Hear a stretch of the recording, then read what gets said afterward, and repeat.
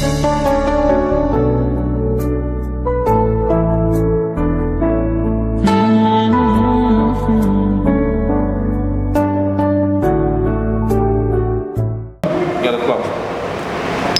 be upon you, dear 8th graders. اليوم الدرس 16.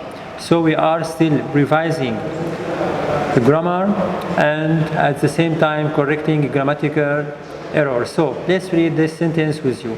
They are trying, but don't forget the question in your final exam. Identify. So the question will be identify the one grammatical error in each of the following sentences and then correct it. Identify the only one grammatical error in each of the following sentences and then correct it. So this is the question for your exam, and here we are trying to correct mistakes or grammatical errors. Let me read the first sentence. They are trying to sell their house. They are trying to sell their house. It has been on the market since, pay attention, since or for. So when we have since or for, we make sure whether we are talking about a period of time or a definite point in time. So 2 months is a period of time. 2 months is a period of time. So when we talk about months, when we talk about days, hours, years, decades, centuries, years, in this weeks, in this case, we use for. So this is the grammatical error. We identify it and then we correct it. So I read the correct answer for you. They are trying to sell their house. It has been on sale for. It has been on sale for 2 months. Now 2. The movie which we watched it on cable last night was frightening. So the movie which we watched it, here is the grammatical error, because it is clear that we are talking about the movie. So we don't use the objective pronoun in this case. The movie which we watched. The movie which we watched. So it's not necessary to use the objective pronouns because the meaning is clear. The movie which we watched on cable last night. So drop it. Only you need to drop it or the objective pronoun because the meaning is clear. Now, unfortunately, no one can tell what. No one can tell what. Pay attention to this what in this sentence. So what is a relative pronoun? And as you can see here, we have a full stop. So it is a normal positive sentence. It's a normal positive sentence. It's an affirmative sentence. And in this case, we don't invert. So what kind of obstacles will he face? So here we inverted the helping verb. There is no need to invert the helping verb because it is not a question. And as you can see, it's an affirmative sentence and you can see the full stop at the end. So what is considered here in this case a relative pronoun but not a question.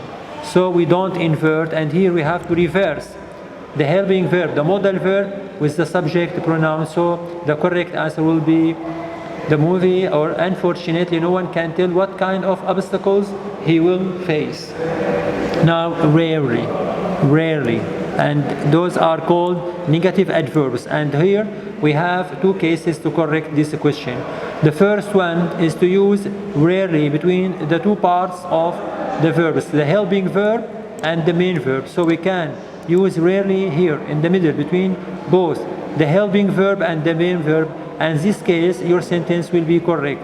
But the other case is to invert the helping verb, and here I have a chart for you for these negative adverbs or adverb phrases. So rarely is called a negative adverb, and in some cases we have other adverbs that are called adverb phrases, so that we often use with the inversion. Pay attention. What does that mean, inversion? To start with the helping verb before the subject pronoun or the noun at the beginning of the sentence. So we need to invert. So he is he, you are you, they have they. And these negative adverbs are hardly. Example, hardly had I. So in the positive sentence, in the positive normal sentence, we say I had. Here, hardly had I got. Here it is in the past perfect.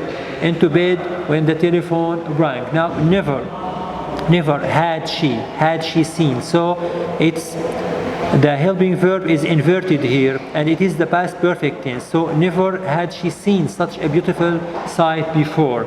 Now seldom do we see such an amazing display of dance. Rarely, as the case of our sentence above. Rarely. So rarely will you hear such beautiful music. Only then did. Here we can't invert. Pay attention, dear student, when you want to correct this in your final exam. Here we can't invert because it is past simple positive. In this case, we use did and the base form of the verb. So in the exam, it will be I understood. So when we invert, we use did plus the base form, namely understand. Only then did I understand why the tragedy had happened.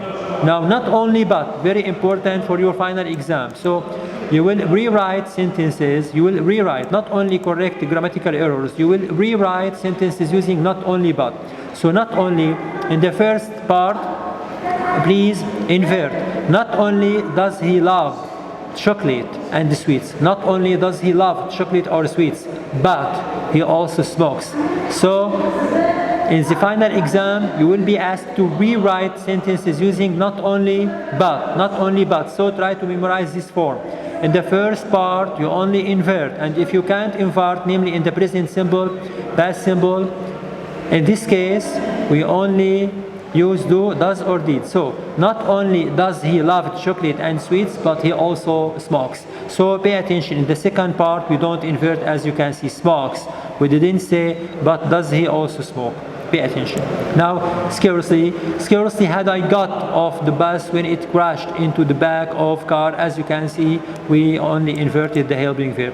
Only later did she really think about the situation. So did she really? So in the introductory sentence, it was she thought, she really thought. And here, only later did she think. So don't forget to use did and the first form of the verb. Now little, it's very important. Little did he know. Only in this way could John. So only invert the modal verb. Could John earn enough money to survive? In no way do I agree. So I present simple, I need to use do. We can't invert, we use do. So in no way do I agree with what you're saying. Now on no account you should, so only invert. Should you do anything without asking me first? So here, let's refer to the sentence rarely at the beginning of the sentence, and it is a negative adverb. So we only need to invert this helping verb. And if we don't have a helping verb, we use do, does, or did. So in this case, we only need to invert. Here is the correct answer. So rarely has she attended a musical concert alone. Now we have finished the first part. Now here, a vegetarian can be defined as someone who do. Here I need a subject-verb agreement. So a vegetarian can be defined as someone who what? Who does not do. So in third person singular we use does. So a vegetarian can be defined as someone who does not eat meat, fish, or other animal products. Now if, and we learned about the rules of conditionals in the previous lesson, so you still remember. So if we don't make changes in our life soon, if we don't change, so here it's a present simple, and in this case I need will plus the base form. Will plus the base form because it's the first conditional. Now the third one, some Japanese universities are developing medical robots to detect. It's very simple. To is always followed by the base form of the verb. So by infinitive, by zero form. So to detect, some Japanese universities are developing medical robots to detect certain kinds of cancer. To detect, okay, base form after to. Now I don't know why, again, WH word, but it is not a question. It is a relative pronoun, and as you can see the full stop, it's a normal positive sentence, okay? It's not a question. In this case, I don't invert. So we need to reverse. But here, drop did. So very important note. In most cases, for example, will he, it will be he will. Is he is. Were you were. But In the case of do, does, or did, we drop them. But don't forget to make the verb in the second form. Because when we drop did, it is a positive sentence, and in this case, in order to make it past simple, we need the second form. So here it is a regular verb, and it ends in e. So we only add d.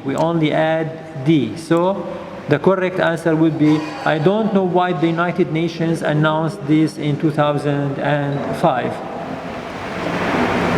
Now, I'll stop for now. Thank you for watching.